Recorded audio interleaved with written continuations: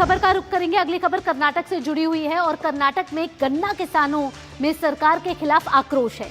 यहाँ हावेरी में किसान गन्ने का रेट बढ़ाने का लगातार हल्ला बोल रहे हैं।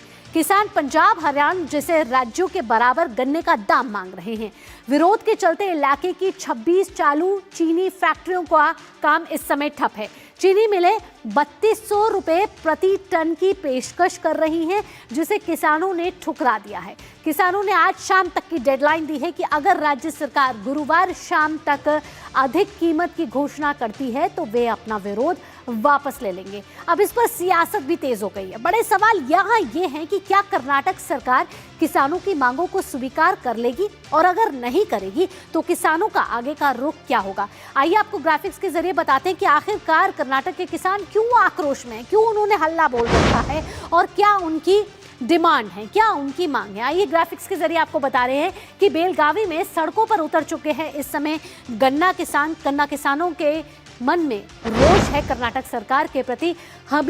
हसीरू सेना किसान संघ के बैनर तले यह आंदोलन चलाया जा रहा है। अब इसमें मांग क्या है? मांग वो ये कर रहे हैं कि उनको अभी 3500 रुपये प्रति टन एमएसपी चाहिए। 3200 रुपये प्रति टन के प्रस्ताव को उन्होंने ठुकरा दिया है। वो कह रहे 3200 पे बात नहीं बनेगी, 3500 रुपये प्रति टन के प्रस्ताव को उन्होंने उस पर राजी है। साथ ही मांग पूरी होने तक नहीं हटेंगे पीछे। उन्होंने कहा है कि जब तक उनकी मांगे पूरी नहीं होंगी, कर्नाटक सरकार उनकी मांगों को पूरा नहीं करेंगे, तब तक उनका विरोध प्रदर्शन जारी रहेगा। इसी के चलते 26 चीनी मिलें का जो प्रोडक्शन है वो इस समय ठप हुआ है और उन्होंने चेतावनी दी है कि 7 नवंबर को कर्नाटक बंद का आह्वान वो करने वाले हैं अगर कर्नाटक की सरकार उनकी मांगों को पूरा नहीं करती है। यहाँ राजनीति तेज हो गई है। भाजपा का साथ इन किसानों को मिलता हुआ नजर आ रहा है। अब भाजपा किस तरीके से समर्थन कर रही है, किसानों के समर्थन में मार्च निकाला है भाजपा ने। साथ ही किसानों की समस्याओं को उजागर किया है, सबके सामने रखा है कि किसान किस तरीके से, गन्ना किसान इस समय मुश्किलों से भरे हुए हैं और उनको क्यों 3500 रुपये प्रति टन चाहिए एमएसपी। किसानों की समस्याओं को की पीड़ाओं को वो सुन रहे हैं, उनसे संवाद कर रहे हैं और किसानों की मांगे सुनने की अपील उन्होंने की है। साथ ही 300 करोड़ रुपए का फंड देने की मांग भी यहाँ भाजपा करती हुई नजर आ रही है। सिद्धारमैया सरकार पर यहाँ भाजपा गंभीर आरोप लगा रही है। आइए अब आपको ग्राफिक्स के जरिए ये बताते हैं कि किसान आखिरकार मांग क्या कर रहे हैं, किसानों की सरकारों से क्या मांगे।